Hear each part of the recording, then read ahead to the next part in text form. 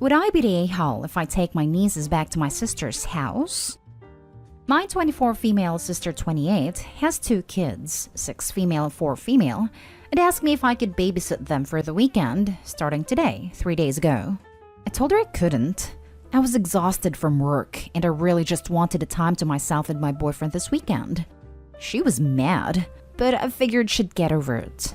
Yesterday, she called me again to ask if I could babysit, and I told her that I could next weekend, and then she went on to explain that she wanted time to herself.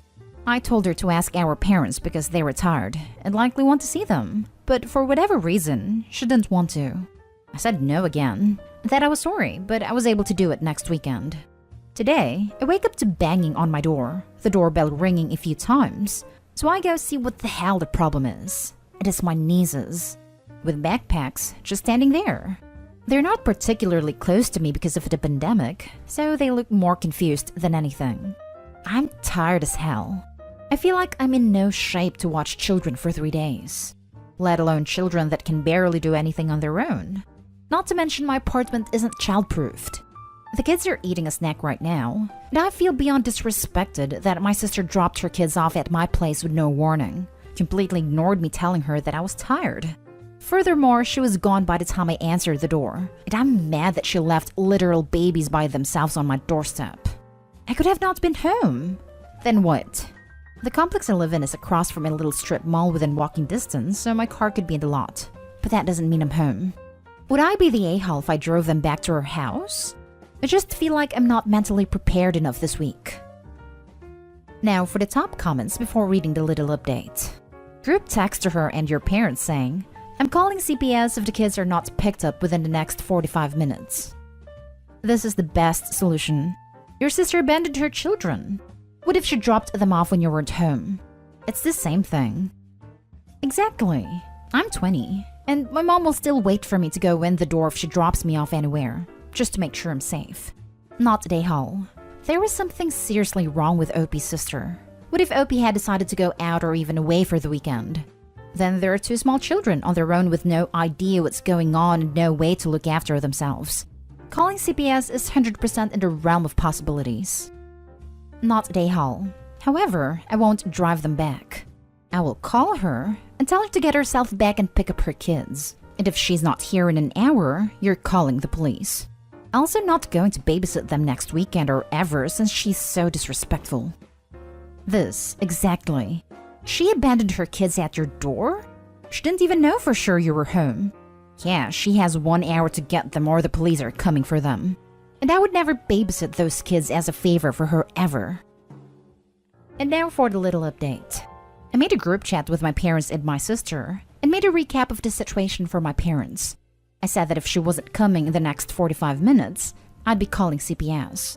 My sister was frantically begging me not to.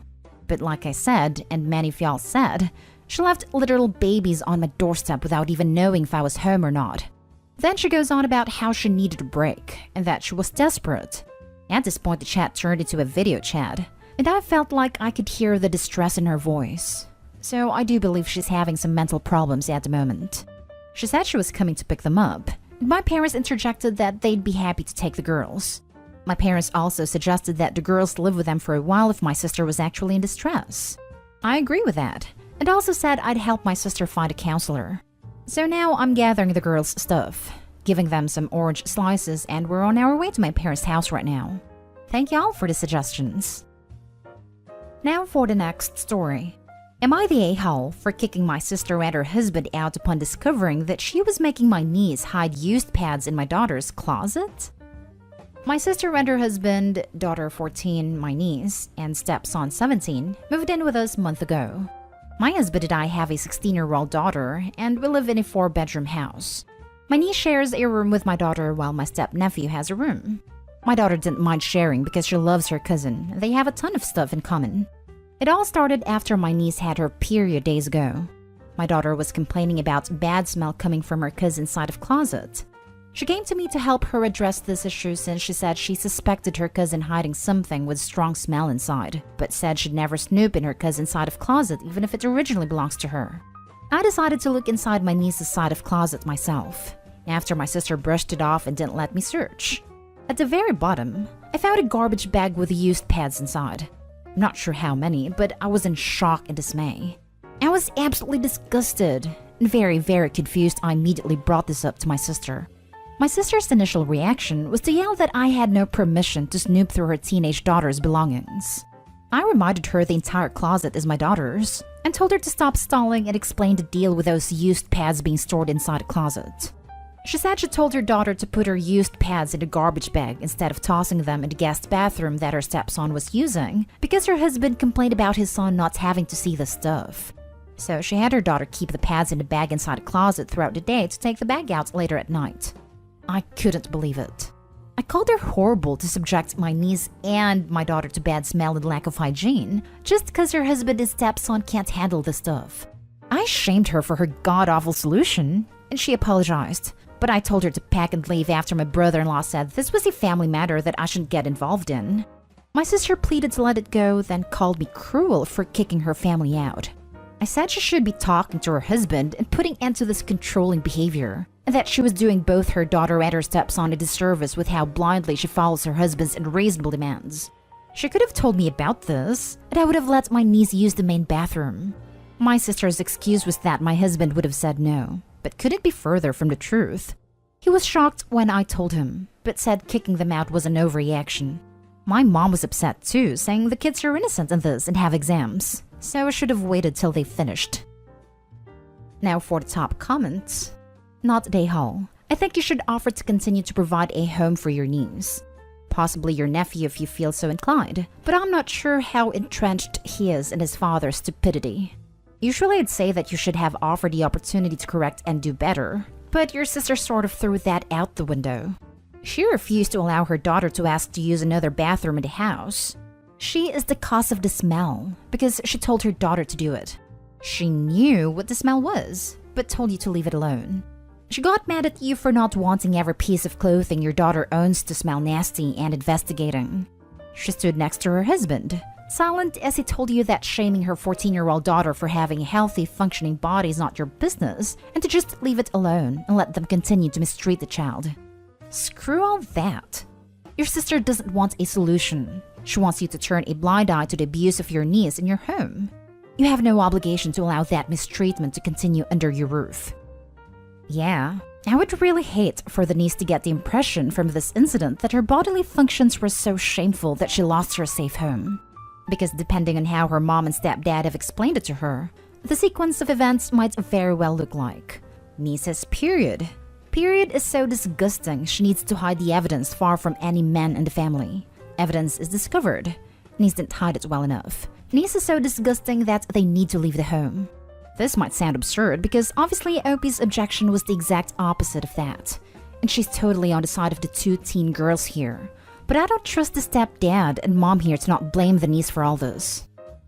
Not Dayhall.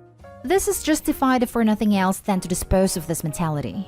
This was a family matter that I shouldn't get involved in. If they're using your house, then that means they respect the house on your terms. Mystery smells most definitely are your business. However, once you've made sure that they understand that, it's probably best to let them back in. It's one thing to assert dominance and teach them a lesson. It's a completely different thing to just give up and cut them off. Not Dayhall. That's freaking disgusting. It honestly is super alarming. Makes you really wonder what the hell is going on in their heads that would make that right. Next story is titled, Am I the a-hole for banning my picky eater brother-in-law from my house and telling him he's not welcome until I say he is? Backstory. My wife and I have been married for a year. I've known her and her brother, Jason male 20, for over a decade. They have a 10-year difference.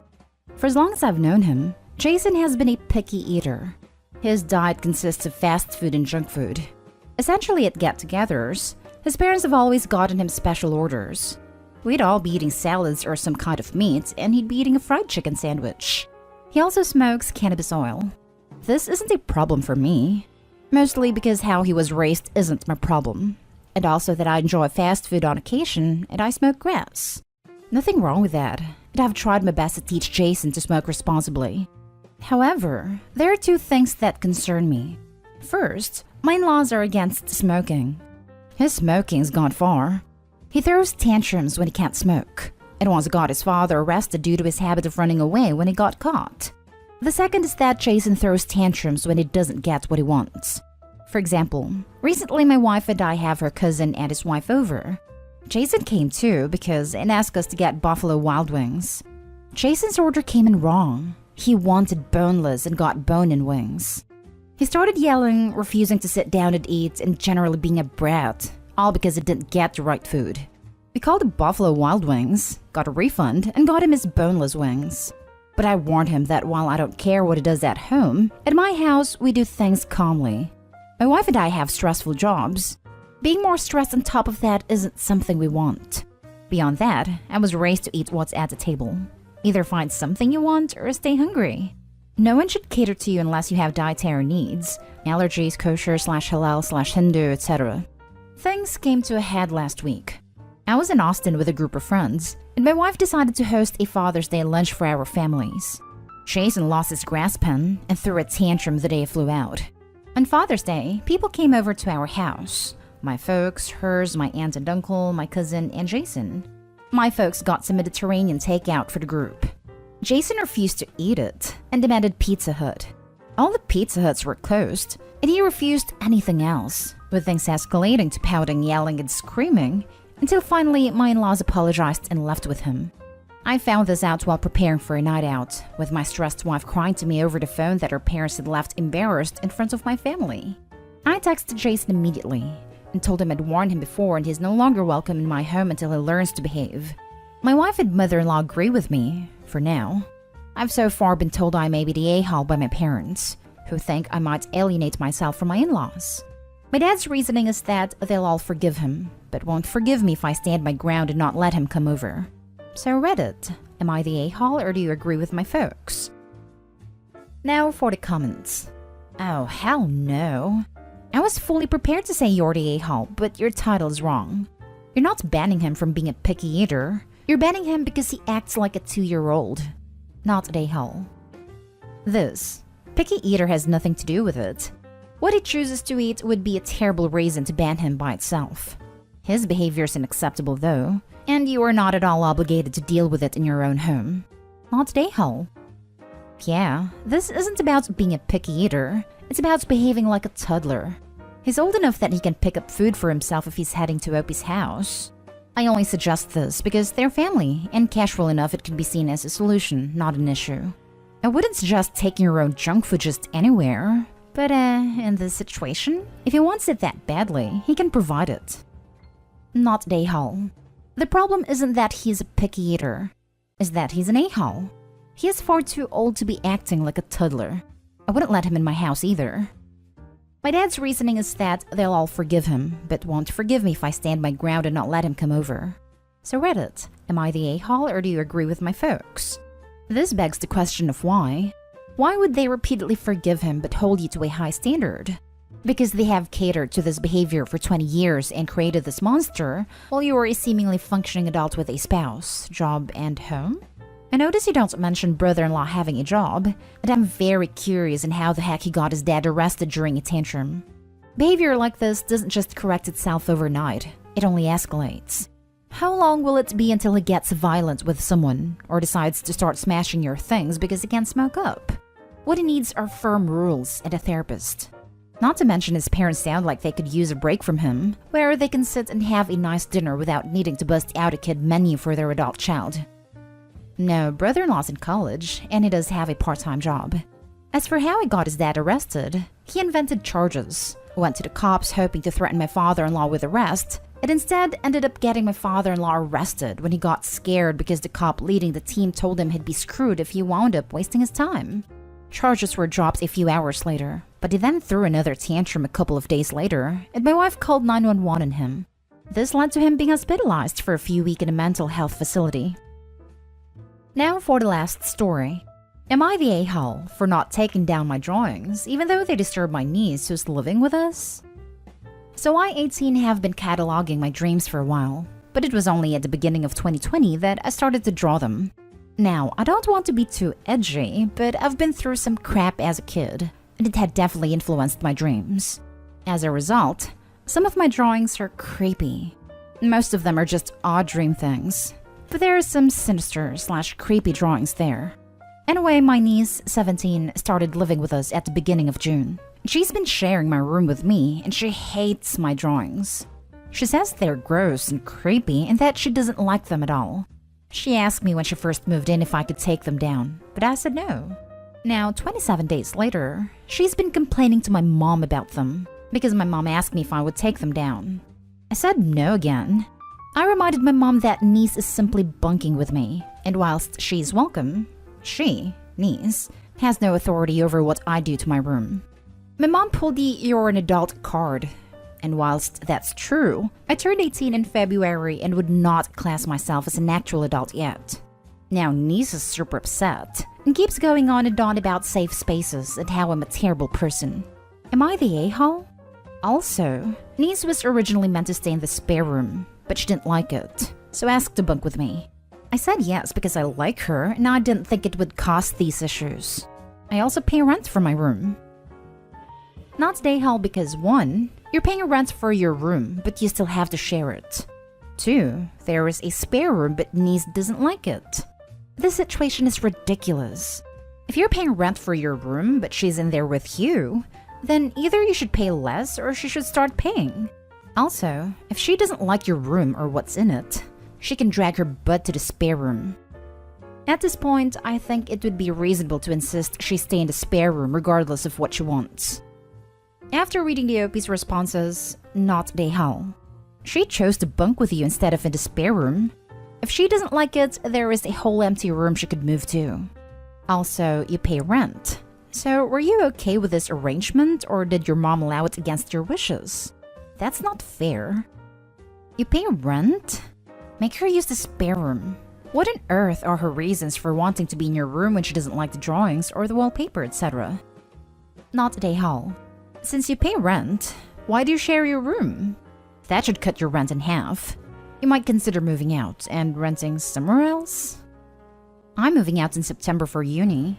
Niece was actually meant to be in the spare room, but she didn't like it, so asked to bunk with me. I said yes, thinking it wouldn't cause this issue.